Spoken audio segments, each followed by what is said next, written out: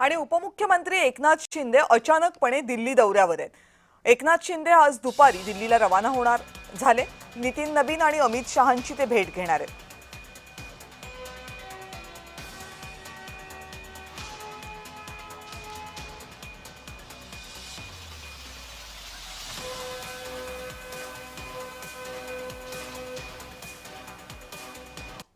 शिंदे साहेब दिल्लीला का गेले ते आम्हाला कोणालाच माहिती नाही।